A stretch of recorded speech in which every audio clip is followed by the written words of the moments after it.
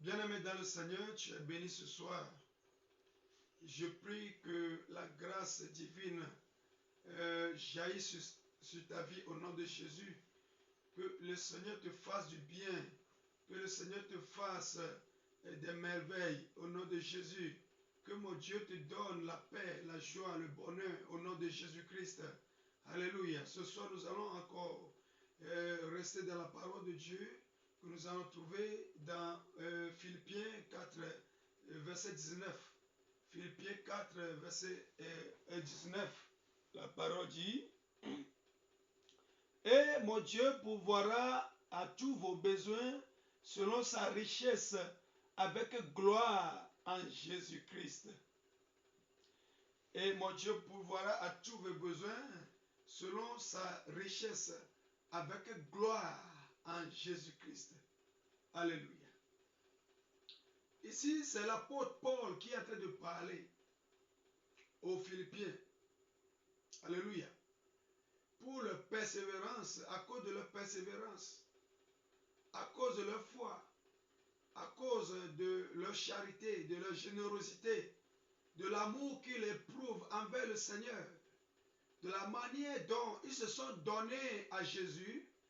Alors, pour les fortifier, pour les bénir, en tant que père spirituel, l'apôtre Paul leur souhaite que le Dieu vivant, le Dieu infaillible, le Dieu éternel, le Dieu de gloire, le Dieu de toute puissance, le Dieu de toute créature, le Dieu très miséricordieux, compatissant, lent à la colère, riche en beauté, le Dieu qui bénit sans arrière-pensée, le Dieu qui souhaite du bonheur à tous ses enfants, le Dieu là, qui est le Dieu de Paul, le Dieu des Philippiens, notre Dieu aujourd'hui, et c'est ce Dieu-là que apôtre Paul invoque sur la vie des Philippiens pour combler tous leurs besoins,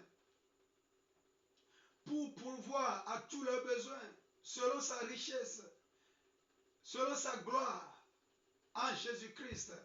Alléluia. Si l'apôtre Paul ne connaît pas Dieu, si l'apôtre Paul ne connaît pas ou bien ne sait pas que Dieu bénit, selon sa richesse et dans la gloire, en Jésus-Christ, il ne peut pas l'invoquer sur la vie des Philippiens. Il ne peut pas leur souhaiter cette bénédiction. C'est parce que l'apôtre Paul connaît bien Dieu. Il sait qui est Dieu. Il sait que Dieu, c'est notre papa. Et il bénit selon sa richesse infinissable.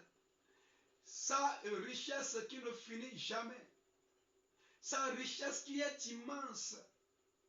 Il est tellement riche, notre papa. Oh, la satalamaha.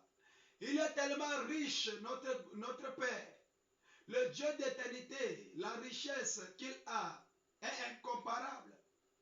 C'est lui le Père de la richesse. Il est le maître de toutes les richesses. Il possède toutes les richesses dans ses mains. Dans les cieux, c'est lui qui est riche. Sur la terre, c'est Dieu qui est riche. Sous la terre, c'est Dieu qui est riche. N'importe où, c'est Dieu qui est riche. Alléluia. Et ce Dieu-là, comme l'apôtre Paul l'a souhaité pour les Philippiens, moi aussi je le souhaite cette nuit pour toi et moi.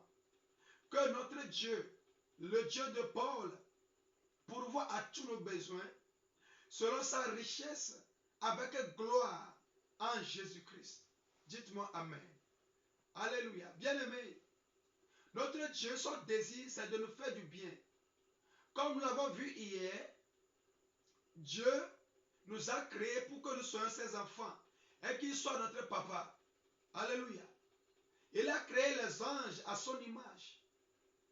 Et excusez-moi, il n'a pas créé les anges à son image. Il n'a pas créé les animaux, les oiseaux, et les autres créations, les autres créatures à son image. Mais il nous a créés, toi et moi, qui sont des humains, en son image. Alléluia. En sa ressemblance. Bien-aimé, tout père avoir un enfant, son souhait c'est que lorsque l'enfant sort, qu'il le ressemble. Afin que tout le monde sache que c'est son enfant. Alléluia. C'est de la même manière que notre Dieu qui a créé les cieux et la terre, son désir c'est que nous le ressemblions. En amour, en charité, en faisant des bonnes œuvres.